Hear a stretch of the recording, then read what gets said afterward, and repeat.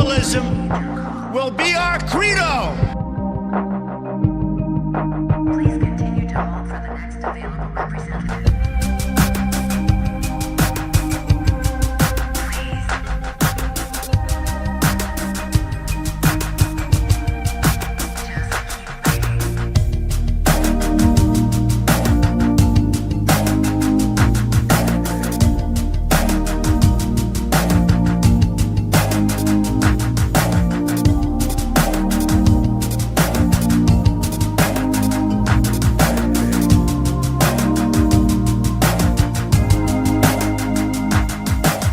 Americanism, not globalism, will be our credo.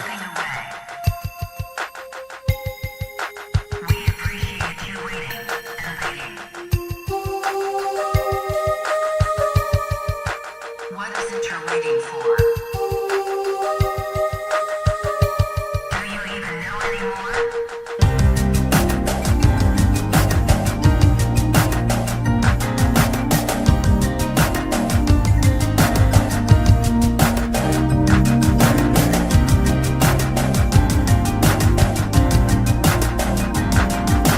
These are people who work hard but no longer have a voice. I am your voice.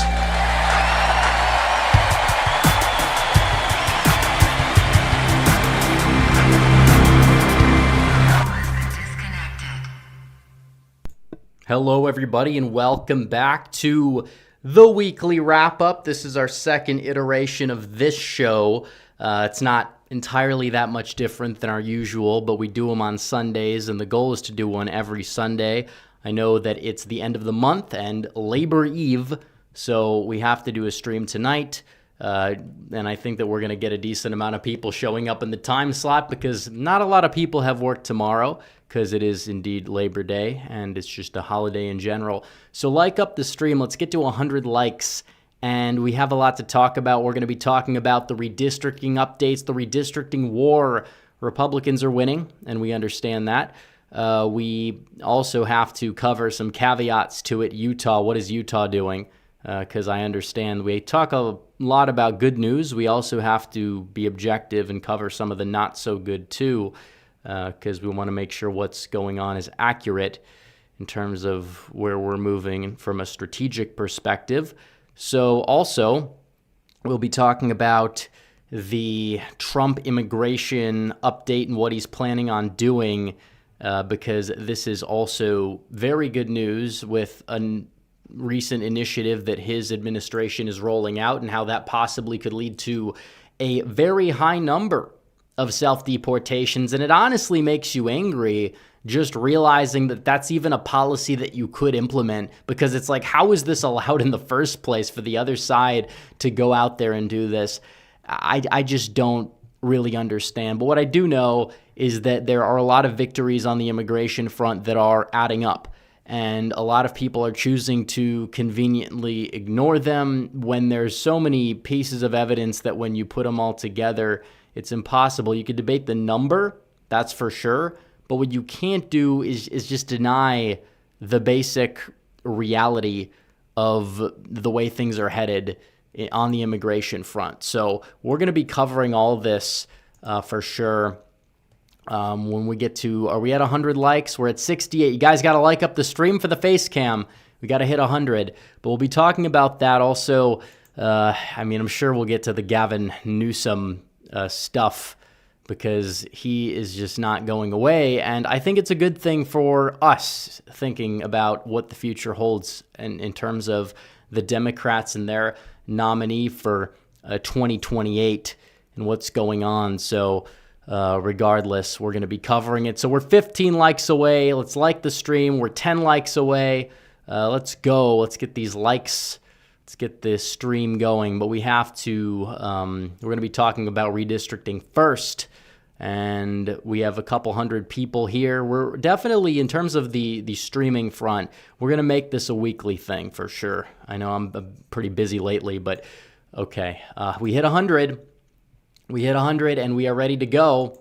Facecam is on. We're ready to begin. And we'll start off by talking about redistricting. We'll be talking about Missouri, because what Missouri is doing is absolutely huge. It is. If you look at the state of Missouri, they are deciding that, yes, we're going to draw out the Kansas City seat.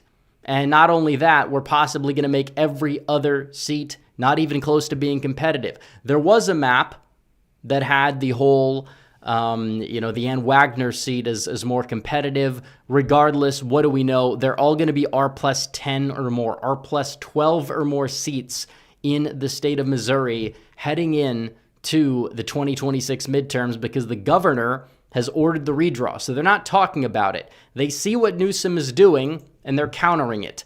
Ohio and Missouri, these two states, are doing enough to counter the California initiative, because the Texas initiative was first. But why was the Texas initiative not a bad thing, you might ask? And I'll tell you why. Because it rights the wrongs done by the census, and it reflects the shift of the state of Texas to the right from where it was before. And if anything, some of the districts look even better on the new map than they did in the old map. So Texas's map, honestly, Democrats are going to whine, they're going to complain about that, and they're going to try to get revenge, and it's only going to backfire. And when that revenge backfires, you're not going to be gaining seats on net. Post the point of the backfiring, you're going to lose seats on net. You're losing in Ohio, Missouri, possibly Indiana. Florida's now up next. Florida wants to redraw. There's no way out. There's no way out for the Democrats. Gavin Newsom's initiative might even fail.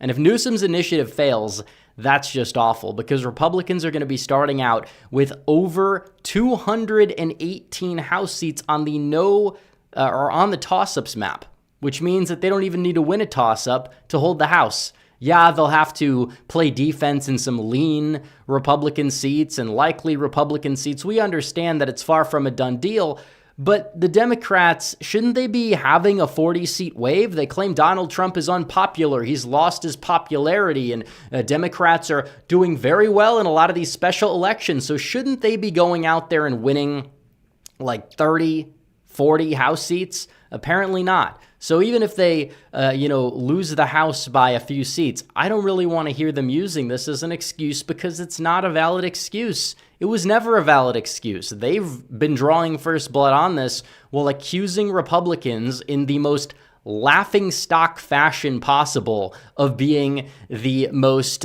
chronic offenders of gerrymandering in the country, when every piece of evidence, if you have two eyes and a map in front of you, would say otherwise. Yes, there's some red states like Tennessee. They should probably, in like an objectively fair map, have a blue seat in Nashville.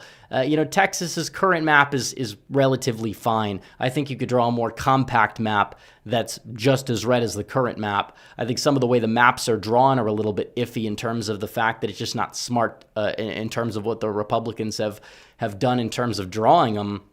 As Democrats have done it more sneakily in other places like Maryland and Connecticut, but those are gerrymanders. They don't want to talk about it. And it's like, I see the way these people act. And it's like, should I want to even support making things fair for these people when Donald Trump is gone for 2 days and they're celebrating the possibility that he is deceased?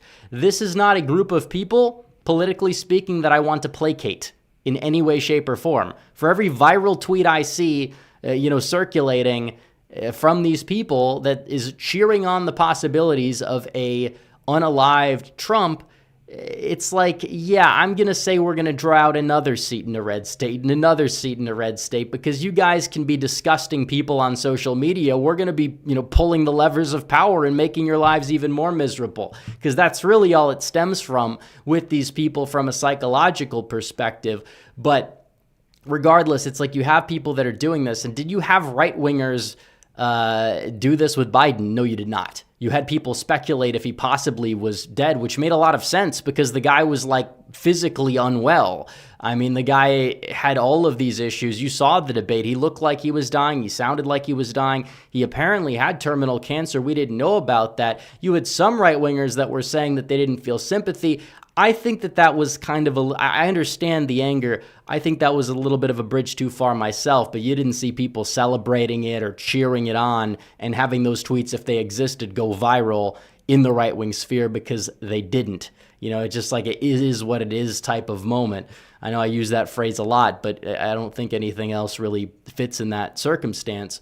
But when it comes to Trump and the way they talk about him, it's like these people have no sense of, they're just insane. No wonder why they're crazy people go into Minnesota and do what they do, because these people just have no, they're political extremists. They really are. There's no care for general humanity or life. They're just godless individuals on the opposition. I mean, it's 100% true. You see how they talk about people. You see who they revere. Their heroes are people like Luigi Mangione, who kills people that have little to no say over the problem that they are upset about. And you have people like Carmelo Anthony, not the basketball player, but the guy who senselessly stabbed the white teenager at the track meet in Texas. He's the hero. They're raising hundreds of thousands of dollars for him, and he's on trial for first-degree murder because of the fact that they see him as some sort of hero because, I don't know, he killed a white guy, and that makes some right-wingers in certain online spheres angry. These are not normal people that we're up against. So I don't care about your gerrymandering. Take your principles and shove them up your rear where they belong. You know what my principle is? Defeating these lunatics and losers. My principle is to win. That's my principle. I don't care what the map looks like so long as it's red. So, it's not fair. It's not fair. Give me a break. I have no sympathy for these people, given the way that they tend to act. I know it's not all of them, but it's enough of them, and there's no pushback. There's no pushback. This is their entire party now. Their entire party are a bunch of mentally deranged Redditors. Those are not people I want having representation, and if the Founding Fathers knew about that, they wouldn't have given any of these people the ability to have any say. In fact, they probably would put them in jail. They probably would have written some of the amendments very differently, namely the first, which, again, I think it's a good thing we have freedom of speech. It really does show us who the enemies are, but we also have the freedom to draw the maps however we want. And that's another great thing about the Constitution that we have. It's a tool at our disposal if we use it properly, and that's exactly what we're doing. So, I get a little angry when you see the people on the left and what they're able to do, but then you realize it's not a sustainable coalition. These people over time, it's just not going to work out. They wouldn't be acting like this if they were winning politically or if these were stable people. They wouldn't be acting like this. And when you realize that and you understand it, you know that moving forward, they're not, this is it's like the loudest pride before the fall. They've already fallen. They're going to fall further and further and further. They didn't take any, I guess you would say, lessons from their past underperformances. They have not done any sort of reflection. They've burned through hundreds of millions of dollars trying to find out why they lost. They still don't know why they lost, and they continue to double down every single time on the worst possible things. I don't understand it. I really don't. They're losing their mind because Trump, his department of labor or whatever it was, one of his Twitter accounts from his administration that are run by some I would say skilled propagandists in a good way, because they understand how to promote the administration. And they have a meme of this worker guy, this Chad blue collar worker type of dude. And then it says Trump is restoring the American dream for our workers. And instead of trying to debate some sort of economic statistics or whatever, you see accounts complaining that the guy in the picture is a white guy, the AI generated picture. And it's these are the same people that fail to comprehend or understand why they are losing young white men. And it's because they're just reviled at the picture of one in some sort of promotion for something on social media, and they still don't understand why they're losing. They think they're going to gain support back, and if this is really what they're going to do, they're just hell-bent on not winning a presidential election ever again. And if they put Gavin Newsom up there, who's basically mocking dead praying children on social media, I don't think that's going to bode too well for them. I really don't understand what they are really thinking, because everybody knows that the one state that everybody sees a problem with that is way too expensive, because if they want to talk about the cost of living, we could talk about the cost of living, but that conversation better be 80%, given the past 5 years, about the previous administration, not the current one. But even so, if things don't improve by the end of Trump's term, it goes back to 50-50. And if you want to really try to convince me that putting the governor of California out there to be your presidential nominee is going to help revive your party, this sociopath lunatic with a mountain of baggage, I don't understand what type of, you have to be a special kind of stupid. Now, it is true the other options are even worse. Buttigieg is worse. AOC is worse. We get that. And it's like, I understand why they'd rig the primary for Biden in 2020, because he has ties to Pennsylvania, an important swing state. He was trusted by enough of the old Obama coalition in 2008 to the point where he might be able to, stop the bleeding among Democrats in the Midwest among blue-collar workers. And he had a perfect storm. And of course, you still had to change the election laws to get him across the finish line in the general election. But it would make sense why you tell everybody to drop out, to stop Bernie Sanders, to stop anyone else from having a shot at victory, and then they all coalesce behind Biden because the Democrats' priority is to defeat Trump. They're trying to do the same thing now, and that primary is going to be bruising. Kamala Harris has lost your support. Why would she even run at this point if Newsom is stealing her thunder? She was up in the polls. She might try to run. It'll be a joke. I encourage her to do so. It would make for some good YouTube content in 2027, 2028. But you're looking at the future prospects of the Democrats. If they're really thinking that this is their best shot, possibly throwing people like Wes Moore, who I think would actually pose a threat and who Trump realizes probably, poses a threat. If they're throwing people like that under the bus, then this is a party that is just they're not winning. They're not winning in 2028. I don't care what the economy looks like. These people are just at the absolute lowest of the low in every form, in terms of their competency, in terms of the way they behave, in terms of the ability to just recognize the truth, basic facts, humanity, understand that, America actually stands for something other than some economic zone or whatnot, which, even a good portion of Republicans aren't fully all the way there on that. I understand that, but the Democrats, they're way too far gone. These are people that are just not, in my opinion, going to be capable of doing all that too well in these future elections. I really believe they're going to struggle. And as for the future of their party, in the short term, with this redistricting, this is what you're looking at in the map right here, because this is the map with all the toss-ups. Democrats have to go 19 for 19 and they still wouldn't have a majority. That's how effed the Democrats currently are. And that's with some seats here that are like Trump plus 8, Trump plus 8, Trump plus 5, Trump plus 4.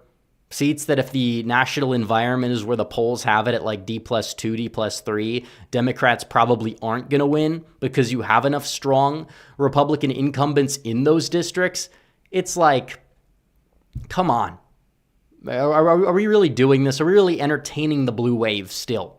Are we going to sit back here and just believe that the Democrats have a realistic shot at victory, at least in terms of the ability to go out there? And I'm just saying, if this is currently the map, which again gives Democrats the California stuff, but if Florida redraws, which they possibly could, and Utah's probably not going to, I think they're going to rework the districts. You'll have some lean Republican districts, and that's fine because they're down ballot much redder. Donald Trump has a unique issue in the state of Utah because Mormon voters are a little bit strange. More so than even like Arizona or Idaho or even rural Utah. But the Mormon voter in Salt Lake City or some of these other areas has a weird anti-Trump bias. Even if you go to Provo, it's not as bad. But it's just, it's utterly insane what we're seeing with the maps, because even they're trying in the state of Utah, making sure, you got to redraw in Utah, and it's like these rhinos that are just dying on the hill of principle, and they wouldn't be doing this if it wasn't for Texas or these other states. And it's like enough is enough. By the end of the decade or next decade, Democrats will have a seat in Utah because they're going to get an electoral vote, but it's basically going to come from a blue seat in Oregon or California to the point where it's not going to matter. And then the other seats are all going to be super safe Republican. So I say have at it with that. But as for the short term, they're probably going to have a map where the Republicans are going to be holding all 4 of those House seats. So I'm not too worried about the state of Utah. Ohio seems to be going for a more ruthless redraw where you're going to have another seat in the Cincinnati area in addition to the Toledo seat and the south of Cleveland seat. You know, those 2 already went for Trump, but seems like they're going to be going for Trump by more in the new map, which means that the incumbent Democrats are bound to lose if they don't even just retire already. I think that'd be the smart move, especially because Democrats could just focus on other seats. But when you look at this, I don't see a pathway, if this is true, for Democrats to win the House unless the national environment is like D+6, D+7. But even then, it won't be by much. It's not going to be by much. It'll be a historically abysmal midterm, possibly even more abysmal than 2022 was for Republicans. And what are they going to blame it on? Because you could fall on the crutch of Roe or certain candidates, which kind of tied into Roe, for why Republicans underperformed. Democrats, what is their thing? What's their gimmick for their underperformance? I can't really point to one. Somebody in the super chats probably could help with that. But we have to talk about the immigration victories that Donald Trump has posted. I'm not just talking about the net migration numbers, which look very, very good for the Republicans, or very good for the country in general, I should say. But the self-deportations are about to go up because Donald Trump, and again, it's frustrating that this even needs to be a thing, but it is a thing now because the administration is removing any illegal aliens from Section 8 housing requiring proof of citizenship from all tenants and enforcing Section 214 of the Housing and Community Development Act. So already, out of the gate, you see the Trump administration doing what should have been done a long time ago. People will say, well, they really can't get Section 8, but they have their roundabout ways, whether it's through a family member or something of that nature. And when you remove these people and you make sure that there's a citizenship requirement for everybody who's going to be living at a Section 8, it's common sense. We don't want people living off of our government who shouldn't be here. This is common sense. Is there anybody that has a legitimate counter argument to this? This isn't, oh, but they contribute to the economy. No, that's not true if they're living on the government dime. You could say it doesn't happen. Then I say, then let this go through. You know, same thing goes with the illegal aliens voting, which I think some people do tend to overstate, but Democrats always panic whenever it's talked about. And Gavin Newsom letting the mask slip a little bit here, where he warns that ICE could be showing up at polling stations in California. Good. I think that's great. What's the problem with that? Because if illegals are not voting, then why should they care? You're not going to be intimidating American citizens because they would have zero possibility of being deported by ICE. They would be there to make sure that illegal aliens would not be able to vote, or it would deter them from even trying. I'm not even saying it happens in high numbers. I think that some people will overstate it. I think there's plenty of other forms of shenanigans that are far easier for Democrats in California to do. And a lot of the illegals that probably vote just take old ballots that are sent because they do the mass mail-in ballot thing, which is ridiculous in California, and they get it at a residence and then they fill it out and send it. That's probably how most illegals in California vote if they do. I'm not sure if this is going to do much, but the fact that they're freaking out about it just speaks volumes of the hills that they're dying on, and it's not good politics for them either. Newsom could easily come out and say, fine, we'll put ICE in the polling station. You'll see the results aren't going to change. And, you know, he probably would be able to score a political victory for himself if he did that. But instead, he's warning that ICE could be showing up at polling stations. I say, let them show up at polling stations. They should be there every time an election's happening to make sure that any possibility of illegals voting will not take place. So people that shouldn't be voting will not go there because you can't vote if you're an illegal. I guess you can in some parts of California for local offices, but in reality, that shouldn't be happening anyway, so it doesn't really matter.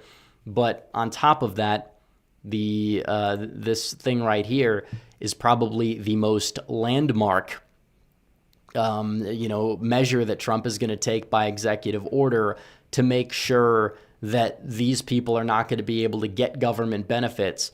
And once that happens, you will see the fact that you'll probably have more people leaving the country than you already had before. Because if you're living off the government, you shouldn't be here. We should be taking care of our citizens, people that are born here first. Even if you're a regular visa holder or a legal immigrant who's recently naturalized, why should we be naturalizing people that are going to be living off the government? Those people are not a net benefit to our country. They're a net drawback to the country. They shouldn't be here. We shouldn't be taking those people in, because what do they do for us besides displace people that are already here, Americans who were born here, have been here a very, very, very long time? Of course, there has to be like some sort of caveat for that. The people that are tenured Americans should get the priority, not these people. We shouldn't be taking in people that can't take care of themselves, period. It shouldn't be happening. So especially, these people aren't even refugees. They just are claiming asylum in many cases because they want to have access to the resources that our government has to offer. And we're the suckers because we keep giving it to them, and it shouldn't be allowed to happen. So, and this, the same thing goes for crime. Democrats are really dying on the worst hill possible with crime. Oh, Trump is bad because he wants to go into these cities and actually lower crime, because certain crimes in Washington, D.C., ever since he federalized D.C., have gone down 55%. It's much safer because of crime, and it's a lot harder to federalize Chicago because you need like the local support, and obviously Pritzker's not going to give it to him. Wes Moore might actually give Trump the ability to do it in Baltimore, which shows that Democrats are going to be very upset with him, and that's why they're not going to nominate him if he goes through with that. But if they did, it kind of would speak volumes to how Wes Moore is somebody that I'd be a little bit more afraid of, even with his possible war medal scandal thing that he's got going on. But Democrats are just picking these fights that they can't win, these 80-20 issues where 81% of U.S. adults say crime is a major problem, and Trump wants to crack down on crime. If you're not committing a crime, you have nothing to worry about. They're mad for what particular reason exactly? I don't know. But, these communities shouldn't have this much violence. A lot of it is gang-related violence. You got to lock up the criminals. We don't need the criminals on the street. And if you actually have tough on crime policy, you're going to see the life improve for most people that are living in said places and said neighborhoods. So it's a great step in the right direction. And Democrats want to claim that it's a bad thing. I just don't really understand it. And then this is also huge because people will say it's not enough. And this is the actual interior removals, which have never been this high in a very long time. And that's before ICE is going to get its new funding from the big, beautiful bill, which is supposed to take place in the month of October. But they've recorded 350,000 deportations since the month of January. They're on track for the highest in over a decade per CNN. That is absolutely huge. You're talking about numbers that if you expand the funding, let's say in the next fiscal year, you end up seeing 1 million. And then you'll also probably have several million people leave the country themselves, because that's what happens. If you start deporting people, if it's well publicized, people leave. That is why, according to multiple studies, the net migration to this country has been down from 1.5 million to over 2 million since the start of the administration. That is a trend that I would like to see continue, and that proves that Donald Trump is either directly or indirectly keeping his promises, because this 350,000, look, we're really going to have to undo the damage, and you're not going to see it done overnight. Even during Dwight D. Eisenhower's major operation, which we're not going to name because of monetization purposes, but OW had about 1 million per year at its peak. Trump very well is going to blow that out of the water at the rate things are going. And that doesn't even take into account the possible self-deportation numbers, because I didn't know how many self-deportations you had back then. They're going to be a lot higher now. And it makes a lot of sense. If you just came here over the past 5 years, we had a country before you. We're going to definitely, sure as hell, have a country after you. So that's the way that these things are going. But it shows up in the economic data. It shows up everywhere. So we're going to get to the super chats after a quick water break, and we have quite a few of them. And we have a goal, 20 super chats, 5 and above. Let's see if we can hit it. So here we go. Our dog show for 5 says, is it possible for Nebraska to do a new gerrymander so Republicans win all 3 districts there? One electoral vote could make all the difference. Well, got to be careful, because if they do that, then Maine's probably going to try to do the opposite. So I don't know. I think that it would be a lot easier to win that district as like a lean Democrat district than it would be to win Maine at large. So I don't know. It's something that's up to the interpretation. It's like, do you want Maine to counter or not? Because if we do it, Maine is going to counter, and it's like a net zero. So I don't really think that there's a need in Nebraska right now. But if we would get away with doing it where Maine wouldn't be able to counter, then I would say yes. So Tucson Paleocon says, do you think a conflict in Venezuela? We've heard about Venezuela for the longest time. I have no idea. I don't think so. I don't think we're going to get involved. But let's see. Luke Newman 5244 says, what are the chances the VRA gets overturned? Will be sections of the VRA.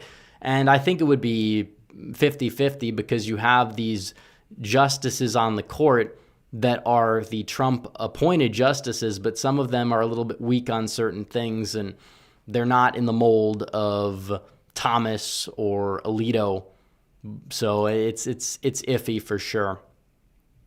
Nichols Network for 20 says, thoughts on people triggered that they can't burn flags anymore? It's dumb in my opinion. You can't yell bomb on an airplane or threaten anyone you want, so why shouldn't we ban something that incites riots? Well, I think it's a gray area, because if you ban that, there's other stuff, because freedom of expression. I think it's a hazard in general to like burn something in public that is large. The American flag thing, if there's like hate crimes for burning a gay flag but not an American flag, that's a problem. We understand that. So it's one of those things that I do go back and forth on for sure. A lot of the time when somebody burns an American flag, it's not a flag they're buying. They'll steal an American flag and then they'll burn it. They should get some like trumped up charge, no pun intended for that. So it's going to be iffy with the First Amendment, but you will have people that will just cheer on for censorship of a lot of different things, and say, if you say mean words, then it's like a hate crime. We'll put you in jail, like they do in Europe. That's what the left tends to want. But something like this will be a bridge too far for the left, and it kind of shows where their principles are, because it's not about the constitutional principle or understanding, like a slippery slope. That tends to be the right-wing opposition to it. And maybe it kind of ties into that in a way, but the left-wing opposition is utterly ridiculous, and it's not coming from a good place. We understand that these people are not coming from a good place when they talk about it. Let's see. Luke Newman 5244 says, does Zach Nunn hold on his seat? I think he will. Also, Utah Supreme Court overturned. Well, we covered Utah a little bit earlier. User XG says California's map might be a dummy mander. Yeah, it might be a dummy mander. By the end of the decade, you might have one or two of those things. One or two of those things just happening. So let's see. Roku fan 1835 says we should cut rates down to 1 to 2%. I don't know what the rate cut thing is gonna do. They might do a modest rate cut, because I know they don't want to cut them too much, or inflation will go up, and they don't want the inflation numbers we've seen have not been astronomically high. That's another thing, because the level of inflation that we were told that we were going to see from this, the tariff stuff, you would believe it'd be Biden level on steroids. We're not seeing the effects of that at the level they said would be taking place. So I'm still waiting on a lot of the panicking talking points to come into fruition. I don't expect any of them to really come into fruition, though, because you have a group of people that just prides themselves on saying something bad is going to happen. Trump is going to do this. Trump is going to do that.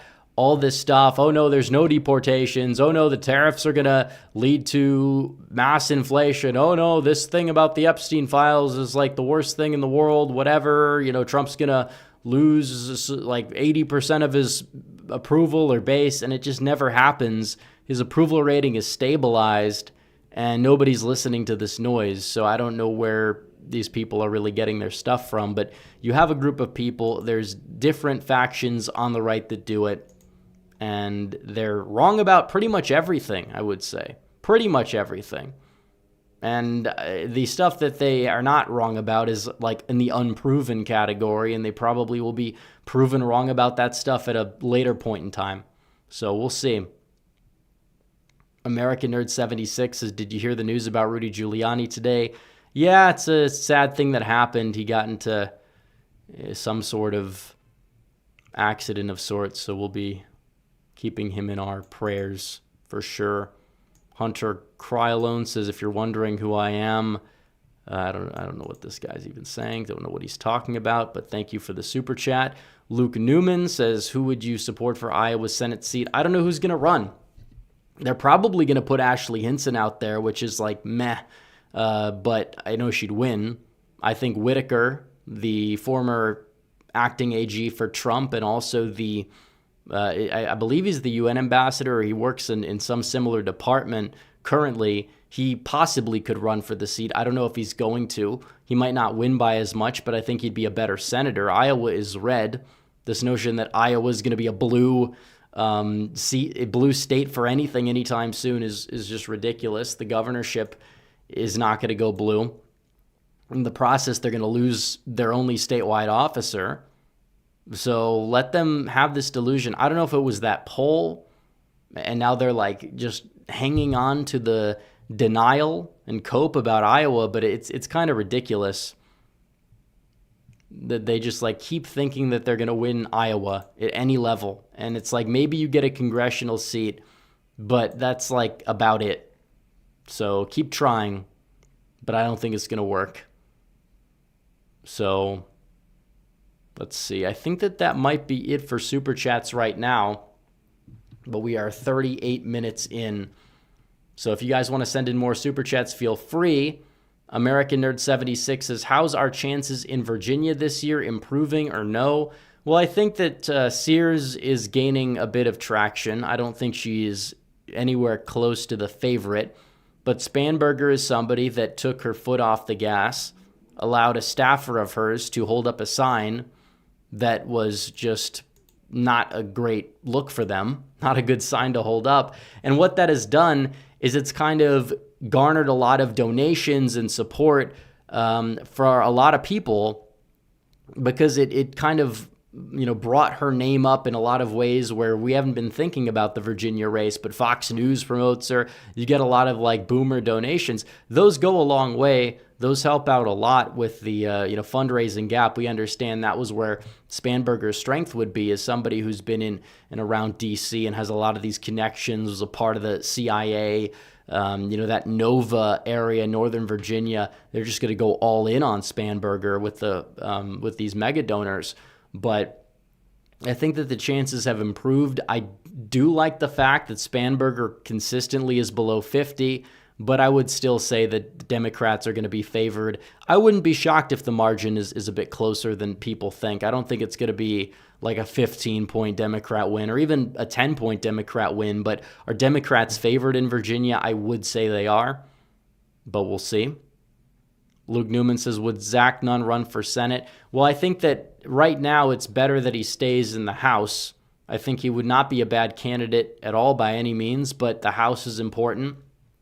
Got to hold that district, and if he doesn't run, there's a very good chance that Republicans don't hold that seat because it is, the midterm year, the propensity dynamic. He's a strong candidate. The candidate quality aspect goes a long way. So I would rather Zach Nunn just stay where he's at and then go from there. American Nerd 76 says, I think we should focus on New Jersey and Virginia's AG.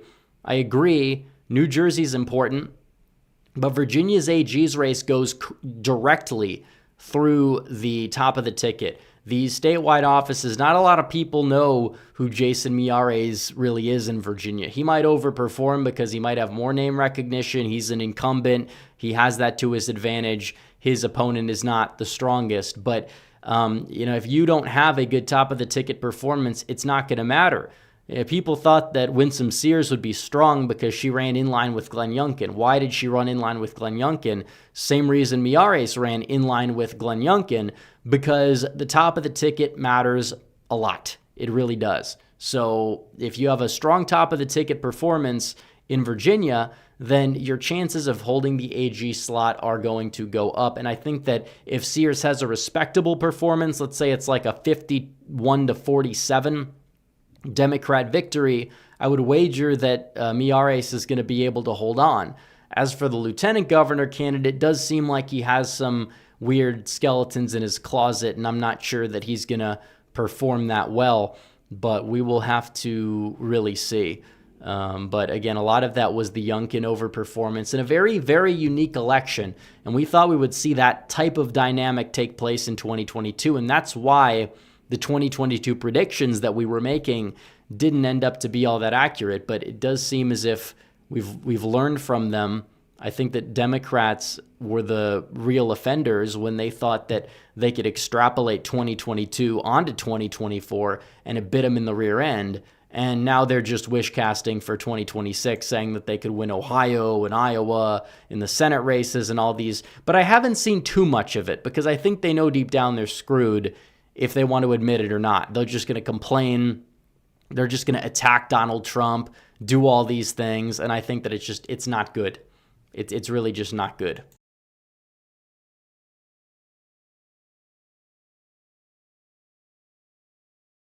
So Luke Newman says, I hope Cornyn and Cassidy goes down in the primary. Those are the two that I think we can actually get in these primaries. Lindsey Graham had a good challenger, and then the establishment just decided to do everything they can to smear the guy's name. And I mean, it is true. Lindsey Graham is not as much of a Trump obstructor as some other people, but the ways that he does it are very subtle, and it goes over a lot of people's heads. That remittance tax would have been 5%, but Lindsey Graham was the one who demanded that the remittance tax be 1%, and you see exactly what happened with that. We should have the wall paid for by Mexico, but Lindsey Graham was the one who made sure that he raised hell to make sure it wouldn't happen. So yeah, the Lindsey Graham thing, it's not like I get Trump likes him, but I think that if he had a strong challenger, he could be given a run for his money because Trump's base doesn't really like him, and I think that a disconnect can exist. As for the other senators that could be primaried, West Virginia is an underrated option as well. We'll see what happens in South Dakota. I don't think anything's going to come of that because Thune has actually done, well, it's not really Thune, it's the other guys running rounds, but he hasn't really made any sort of major missteps from what I've seen that would hurt him among primary voters. Real Texan for 5 says, glad Brandon Herrera addressed the manifesto thing. I don't really even know what that refers to. Before Gonzalez had the chance to attack him on it, should hopefully help his primary chances. Yeah, I think that you get that close, you get a different district that might even be more beneficial in the primary. I think Gonzalez possibly could fall short. We'll see what happens. I'd like to see Trump endorse Herrera. I don't know if he's going to because they tend to be in this like incumbent protection mode where they don't want to make any enemies, but at least just staying out of it would be enough, I feel like. And, you had this whole thing happen where, he's a YouTuber and he goes on podcasts and he said that he made a joke about Barron Trump being tall, something that was not exactly anything that anyone really would have been offended by if you hear it in the full context. But the scumbag establishment protection hacks. And some of them were, close to Trump in his campaign, but they decided to go out there and smear the guy's name for that, saying he was mocking his teenage son or whatever. And it's not exactly anything that was remotely accurate. They did the same thing with the Lindsey Graham challenger, saying he's a Kamala Harris supporter because he took a picture with Kamala Harris in 2016 or whatever, saying oh yeah, I have friends on the other side. It's funny because Trump also, donated to Harris at her attorney general run, and obviously the guy was a day one Trump supporter that was running against Graham, but they forced him out of the race. And they do this thing where it's Incumbent Protection Act. The one time the one guy they go after is Massey, which I agree with, because Massey's an obstructionist and does need to go because he's more counterproductive than anything at this point. So I'll agree with them on that. He needs to go for sure. But some of these other people that they try to run cover for are ridiculous. And there's just a few of these people that are vaguely close to Trump, not as close to Trump as they used to be, but they kind of, have more of the pull with the endorsement. So Trump may have endorsed Herrera last time if it wasn't for this whole non-scandal that they tried to create, but he stayed out of it, which was good. And also, it's not just on Trump. Where is Ted Cruz? He always talks about, being this, he's the anti-establishment Republican, but he won't endorse the people that are anti-establishment when push comes to shove. It's funny because Thomas Massey won't either. So American Nerd 76 says Miyares is a good AG. I'd hate to see him lose. I agree 100%. He is a good attorney general. He's done a good job, especially for a blue state. Real Texan Politics says Graham has a good challenger, Mark Lynch, with a lot of money. He's favored, but I think there's enough grassroots opposition to keep it close. I agree. Stephanie Selberg 5 says Philly needs to help electing Pat Duggan for DA. They've got that whole thing going on there. I think that's this year. They have a few elections in Pennsylvania, which will be an interesting test to see how turnout's going to be on it's not even a 1-to-1 to a midterm, but it's it's a general election on an off year, an odd number year. So I don't think you can compare it to a special election or a spring Wisconsin election, but it's worth watching more so for the midterms. It's not fully indicative. We saw that with 21 and 22, but it's more indicative. Virginia will tell us more than these random special elections in Iowa that nobody's ever heard of until after the fact. Real Texan Politics says Herrera context, he was mentioned in the Minneapolis manifesto. Yeah, that shooter was not a Trump enjoyer. They were a transgender. They were pro-Palestine. They were pro all sorts of strange, incoherent things, and they all hate. This is a common theme among people that carry out these atrocities. They tend to have a schizophrenic political ideology. They tend to have a mental illness, and they mostly tend to hate Trump, despite the fact that the media will use this to say, oh, this is, because of Trump.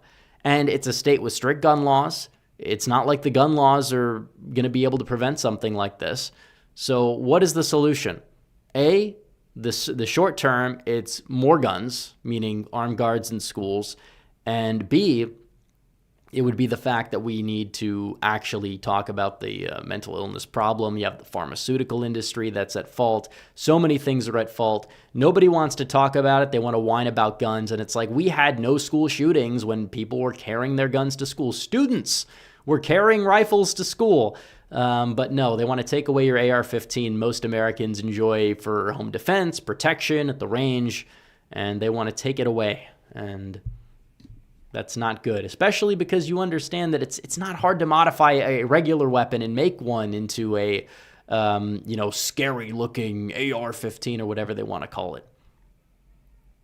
So yeah, it's not the problem is a cultural cohesion problem more so than any other problem that we have. We don't have a sense of community in this country. When that's gone down, when church attendance has gone down, these atrocities go up. That's not a coincidence. That is not a coincidence. We don't have a sense of community. And when you don't have a sense of community, you're seeing what's happening. So we got to rectify the problem at its source, and the source is not the firearm.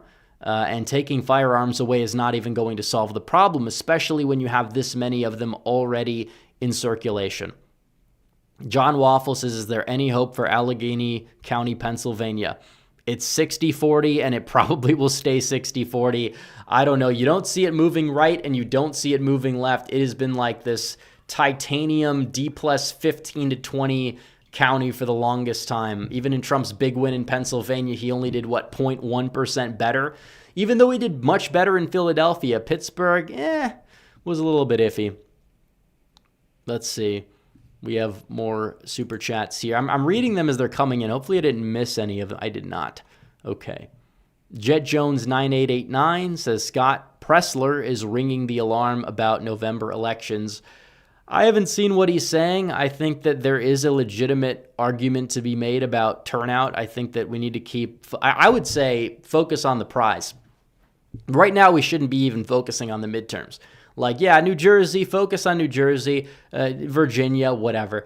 That's fine. We need people doing that. But the prizes are make sure that we're continuing in the Southwest and the 2 on the East Coast. So Arizona, Nevada, Pennsylvania, and North Carolina. Because if Republicans, who are in very good shape in all 4 of those, if they can hold on and expand the registration numbers that they have in those 4 states, they're going to be far better off. They will be far better off. So, again, that's just a major priority. And we'll do the midterms when we get to the midterms. But I think that right now, the eye should be focused on the prize. Yes, the midterms, that's a local thing. But where are we really strategically trying to register? North Carolina is huge for the midterms. Pennsylvania, you have 2 House seats that are going to be competitive, so that matters. Michigan is another one, but we don't have registration data in Michigan. But we can find ways to find voters and go from there. But we have a lot of things that we have to do. As for Luke Newman says, I'm glad Chip Roy is gone in Congress. He sucks. Well, he might be Attorney General. I think he would probably be better in that role, but I would much rather have somebody else. I haven't looked at the full list of candidates, but that primary it's coming up. Who's going to be the new Attorney General of the state of Texas? Very, very important question to ask. But we already know the governor. We already know the lieutenant governor. But for the Senate race, that's a primary that, again, you have the same people, some of which have been close to Trump, that are just trying to stab Paxton in the back, which, again, he's the better option. He is going to be a top 5, if not top 1 United States senator instead of weak John Cornyn. And instead they're going out there and they're doing this stuff. So I don't know. Let's see. We have no more super chats. I will say that if you guys want to send in super chats, again, feel free. One thing I will say is that we probably won't go past like the hour mark too much, because I know it is a little bit late. And if we can keep the conversation going, we will. But I don't know if we're going to get close to that goal that we've hit. But that's fine. No worries. We'll hit it next stream. American Nerd 76's thoughts on Andrew Bailey joining the DOJ. I think he should have been AG. I think he should have been the Attorney General. I think Pam Bondi is a little overhated. I think some of what she's done with the Epstein binder stunt is really head scratching. I don't think there's a lot of defense for that. But in terms of the other stuff she's done, a lot of great things with the human trafficking at the border, tough on crime, immigration, things that are of a larger consequence. I'm not saying the other stuff's not we want transparency, but there's been a lot that's been done that has been very positive from the DOJ. But Andrew Bailey, I think, would probably be a little bit better, a little bit more competent. So I don't know. We'll see. Maybe one day in some administration he'll make his way into being the Attorney General or maybe Deputy AG. Justin American says, do you see Brandon winning this time around? It's going to be close, I think. I think that, as time goes on in these primaries, I've become less cynical the more I've realized that time will heal. You'll have your old guard Republicans. And 20 years down the line, a lot of them are not going to be voting. And I'm not saying it's a good thing that that's happening, but it's just a fact of life. And the young people, the Zoomers, the younger generations that tend to be a little bit more nationalistic and populistic in nature and anti the establishment and against the old guard, their share of influence in the party, our wing of the party, is growing, and that's a very good thing. And we're going to win a lot more primaries. And when more people tend to vote, like when Trump was on the ballot in the primaries, like we almost knocked off Dan Crenshaw out of nowhere, and now we have a candidate that I think could very well take him down this time. So time will heal. I don't know if a lot's been done in these 2 years, but it's really tough. You know, you have a primary. You know, it is true that the election he almost won was a runoff. Trump wasn't on that ballot, but I don't know if he'll win this time around. American Nerd 76 is what will be the most interesting race of 2026. Oh, that's a good one. I'd say Michigan governor, because it could be a three-way race. I think that at the governor's level, I think Michigan, possibly Alaska. We don't know who's going to run for that one, but Democrats are going to put up somebody that could find a way to compete just at a local politics level. I don't think they're going to win, but Arizona, that's one that's going to be huge. For Senate, I think North Carolina is like the one to watch. Maine is interesting. You have a Bernie bro candidate who they're probably going to put up, who's trying to pretend like he's a blue dog Democrat. It's very strange. I don't think it's going to work against Collins, but I think it's going to be it could be within 5, possibly even a bit closer. And then you have Georgia, that primary. Like, we need to make sure we sort out that primary sooner than later, because we cannot afford to have a competitive primary in the state of Georgia. So there's a lot to unpack there. As for the House, I mean, I don't know if I could point to a specific district and say this is going to be super interesting. Maybe like South Texas, because we don't know how many like of the Trump-only voting first-time Hispanics are going to show up for a midterm year, and how are the people that are going to show up vote. But I don't think that's a specific race in Congress that's going to be like the interesting thing. I think it's just more who shows up. I think that's the most interesting thing for every single race in the country. Who's going to show up, and what do the exit polls look like by like education? Because I can tell you based on that if Republicans are going to have a good night or not have a good night. Luke Newman says, will Miller Meeks go down in a primary? It's possible. I mean, she almost did last time. I don't know if she will this time, though. We will wait and see. It's very possible she does, because the guy who ran against her last time barely spent any money and almost knocked her off. He is being outspent by a lot, so it's going to be kind of hard to tell. Justin American for 5 says, who is drawn out in the Texas redistricting and which states have confirmed they will redistrict? I think Lloyd Doggett's one of them. The Texas representative not named in Dallas, Jasmine Crockett, the other one, has been drawn out. And then I think that every Democrat, like Cuellar kind of, and then somebody in the Houston area, I don't know if it's the open seat or what they're doing there, but then you have Gonzalez in the Rio Grande, the most eastern one. I think his district is getting a lot redder, so he's probably being drawn out. He might run. I think that a lot of these people, besides Doggett, are going to run. They're not necessarily going to win. Real Texans says, Sandy Hook ads on YouTube are getting on my nerves. I have YouTube Premium, so I wouldn't know anything about that, but I do have YouTube Premium. I don't have any ads, but some people don't want to pay $15 a month for the premium service. I understand that, but we will wait and see. VC and Johnson, those are the other two. Yeah, Cuellar could very well hold on. I could see him holding on. Guys, like the stream. We're almost at 300 likes. Let's get to 300. But yeah, you definitely have this 2026 thing. And if Democrats do well, like let's say they retake the House and manage to get 49 Senate seats and win enough swing state governorships. I don't think they're getting Georgia's, but let's say they get Alaska's, and then Republicans get Kansas or whatever. and they get Michigan and hold Arizona, which I don't know if that's going to happen because Arizona is not the same Arizona that they had, and that Republican Party knows how to find voters for sure.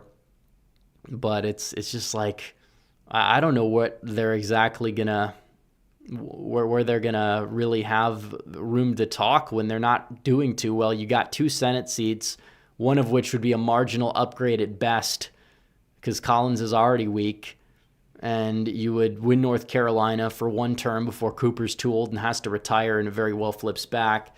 And then you barely have the House, and the House probably flips back in 28.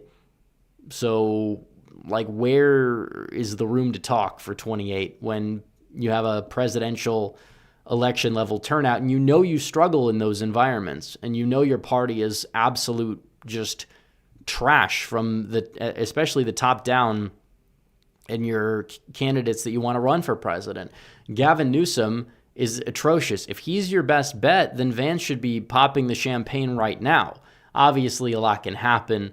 It's a little bit overstated, but you talk about North Carolina and Pennsylvania.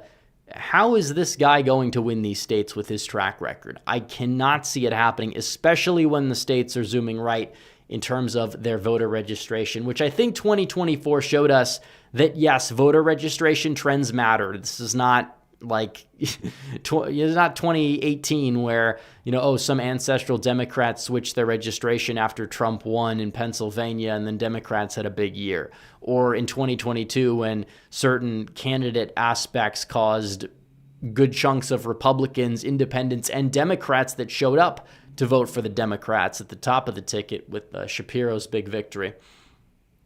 Luke Newman's the Center County, Pennsylvania flip in voter registration. Is that new? I don't know if did they release the new report in Pennsylvania? Because usually the reports are released on Monday mornings. And I don't know if we're going to get one because it's Labor Day. We might get one on Tuesday. But I didn't see anything. That might have happened a while ago. I know it was going back and forth. So it's kind of hard. It's kind of hard to gauge it. But North Carolina's came out the other day, and that was like, wow, it keeps going right. Significantly to the right. So let's see what they do. But I mean, what's up next? The attacks, we're going to have to witness their attacks on Vance, because the thing is, if Newsom wants to attack Trump, I don't know how that's really going to translate to a 28 victory when he's not facing Trump. So he's going to have to pivot to Vance, and what is he exactly going to say? Because very little of the Trump attacks have been on policy, besides maybe the tariffs. And when they do attack him on policy, it's usually a very unpopular position they take. Like, deportations are bad, crime restriction policy is bad. Like, especially in a debate, like, I know Newsom is rhetorically talented. I think he's overrated with his rhetorical talents, but he could try to flip things back onto Vance, but it's like the guy is not, he's not as smart as JD Vance. You could debate the level of, I think that both have their own levels of, I think they both have levels of charisma that are just in different categories. People that'll say Vance isn't charismatic. He's really found his way. He does a great job of dealing with the media. I think those people were proven very wrong. Not just in the lead up to the election, but after the election. As for Newsom, he's like, the charisma that he has is like a sociopathic, used car salesman doing a shitty Patrick Bateman impression. Like, that's what I get in terms of the vibe from Gavin Newsom. And then his track record is so bad. It's like that debate would be great. I mean, Ron DeSantis is not a very charismatic guy, but even he did fairly well against Gavin Newsom in that debate. Obviously, Newsom got a couple one-liners in there. We know that, but like the actuality of the substance was not in Newsom's column by any stretch of the term. So they can try. But I don't see it. I don't see it working. I really don't see it working at all.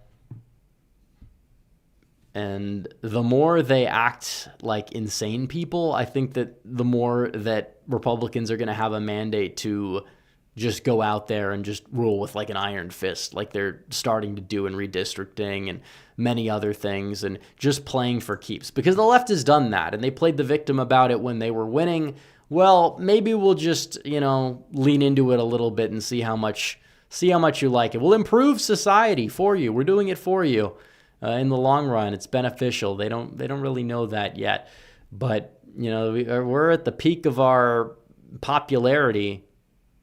Their numbers are going down. Our numbers are going up. The problem is these old guard establishment Republicans that are just weighing the party down in terms of the party brand. And then you have and the anti-establishment people, at times you have some incompetent people that are also weighing down the party brand. And a lot of them are just doing the bidding for the establishment by acting the way that they do a lot of the time. So we need to find the middle ground. Somebody like a J.D. Vance is that middle ground, in my opinion. So as for the people that have their critiques of him on the right, I think a lot of them, I don't know, maybe we'll do in the long term, not anytime soon, but we'll cover those in like a video or something, and like do some debunking or some video of that nature. But I think we'll wait until we get closer to 2028. And then you'll have the Republican primary. And it's like, that's going to be interesting, because you probably, is Rubio going to go for it? I would say no. I think he'd rather vie for VP. He's not going to pull a DeSantis and run for second and maybe not even get it. But you'll have your Brian Kemps and maybe a Nikki Haley type, and you'll have these other dinosaur Republicans jump in the race. Then you might get a Vivek equivalent who is gonna say the right things but not really seriously campaign for the nomination and end up endorsing Vance anyways. But who knows? So chat is slowing down. It's that time of night. We have a new super chat though. JRJ says, I think Rubio is the best middle ground with the widest appeal to both wings of the party. Well, I think Rubio has become solid, very solid. He has come a long way since 2016. I think that if the VP is usually the natural successor, but I think Rubio very likely, it just depends on what happens between now and then. But Rubio is the VP to Vance, I think is very likely to happen. I mean, Rubio, how many jobs does that guy have? He's got a lot of jobs. He's got 4 jobs right now. That he's doing everything. He's doing Secretary of State. He's shutting down. I don't know if he has the USAID job because he's shutting it down. He shut it down already. So he's done a very good job on that front. So we'll have to wait. But yes, in terms of the way these states are going, that's what matters. And I would trust Vance over Rubio in Pennsylvania because of the Rust Belt ties and appeal. I think Rubio is better for a state like Nevada or Arizona or even Georgia. So I think it's a bit of a give and take for sure. But we have a long way to go. I don't know if there's going to be a primary between those two. There may be, there may not be. It seems like Rubio kind of leaned towards declining it. So again, I think that you could make an argument for one or the other.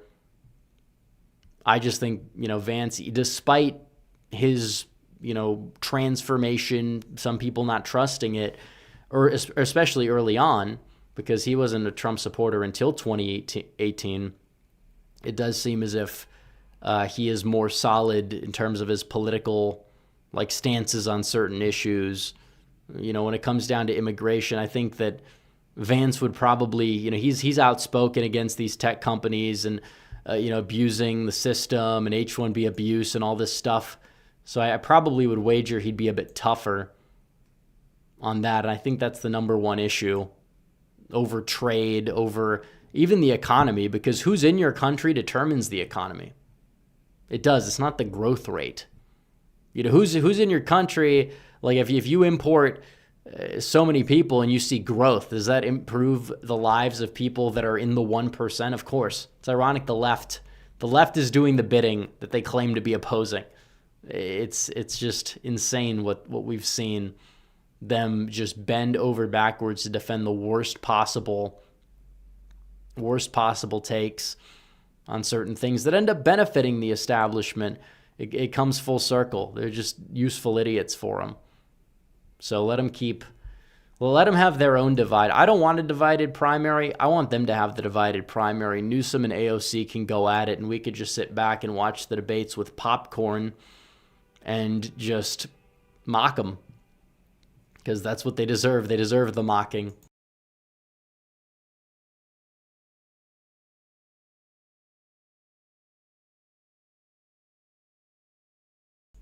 That base cats is YR shitlibs predicting Blump's DEATH,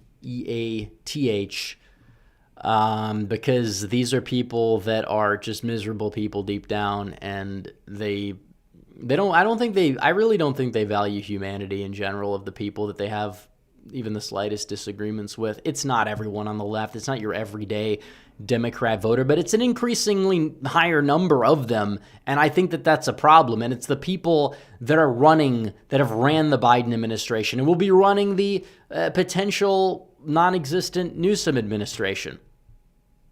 So let them keep doing this nonsense. I mean, J.B. Pritzker even was out there saying all these things, kind of like mocking the possibility of it. It was more subtle, but these, just not good people in general.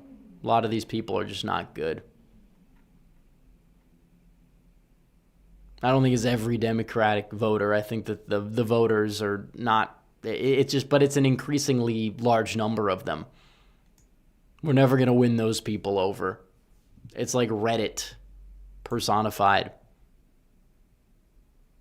So, I mean, these are people that think Trump faked the assassination attempt. Like, these are just people that you can't reason with. I have no reason to believe that the left are the party that opposes conspiracy theories, or the party that cares about facts and the educated voter. It's all a myth. It's all a myth. A lot of these people have an IQ of like 105. They think their IQ is 140. It's not. And their emotional intelligence is in the gutter, like way in the gutter. So in reality, when it comes to their political takes, they're like IQ of like 50, because you got to put it all together. So thoughts on the California governor race? It'll probably end up being between Porter and Bianco, the Republican. I think he's like the sheriff of Riverside County. I could be wrong. So yeah, guys, hit the like button. It's true.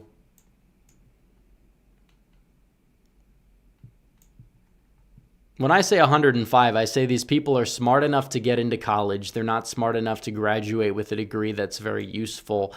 And they look down on people that have far better political instincts than they do, because, that may not have had the same level of educational attainment on average.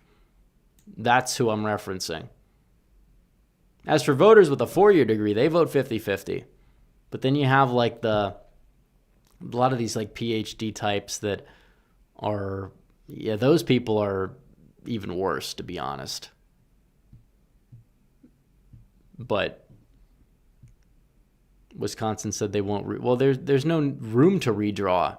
Their map they'd have to split Milwaukee. That would violate, I think, their precious VRA sections that are antiquated. But it's not likely they'd be able to do that and get away with it from a court perspective, because they have like their own statutes of what needs to be done. They're just gonna have to keep striking down maps. And I think they realize it's a zero-sum game. XJ Cherokee Bear says liberal white women acting like 2-year-olds. I think it's just all liberals at this point, or the segment of like the online liberal. It's just temper tantrums about Donald Trump doing things that are common sense, or pretending to care about the Constitution when it benefits them. It's exhausting. I don't even know how they're still doing this, but they're not winning. This guy has been attacked relentlessly by these people for over 10 years, and he's won 2 presidential elections, and the other one has an asterisk next to it. And that took a recession and all these other things for it to be like a coin flip. So I have zero sympathy for these people on the left, and they're not serious. They're not serious people. Sven Olsen says, my dad used to say PhD stands for post-hole digger. Well, I think that, there's a lot of value in education. I also think that there's so many people that get these useless degrees that happen to just toe the line of the establishment and are incapable of their own independent thought. And as a result, they're causing a lot of problems in our society. Our leadership is weak. It's gotten weaker over time. I guess you'd say it's more incompetent, which is a good thing because it's going to allow people that are competent to eventually take over. But the society as a whole has become weaker in general, which says a lot because we've seen a lot of technological advancements and they don't always benefit like everyday stuff. Shit to user M for the 5. But you have like the fact that you can't reach somebody in customer service despite having the technology that we have. You have to go through the systems. It's like you can't reach a person. It's harder to do that than ever despite having all these advancements. That's more of a technological problem than a people problem, but it has kind of played a role in making people lazy, and AI is going to only, I feel like, get worse from here. Then the IQs are going to drop over time because people aren't using their brains. User Midofloff says New Jersey Republican governor candidate will win. I think it's going to be close. I mean, he's getting a lot of crossover support, which is good. It's good to tout. I haven't seen enough polling. New Jersey polls are not all that accurate, but we still have 2 months to go, 2 months and like a week. So I don't know. I don't have the highest hopes, but I would like to see it be close, and maybe we can see if an upset could take place, but I wouldn't probably predict it. I think it's something we have to wait until we see more polling on for sure. So yeah, you're welcome. Thank you for the super chat. We probably will end stuff, probably end the stream right now. But make sure before we go, like the stream, subscribe, hit the bell, do all that good stuff. I will see you guys in a video tomorrow. We got the prediction blitz coming up, so we'll do the Senate, House, governors, you name it. We'll get all those videos out for the beginning of the month update. And I will see you guys in the next one. Red Eagle out.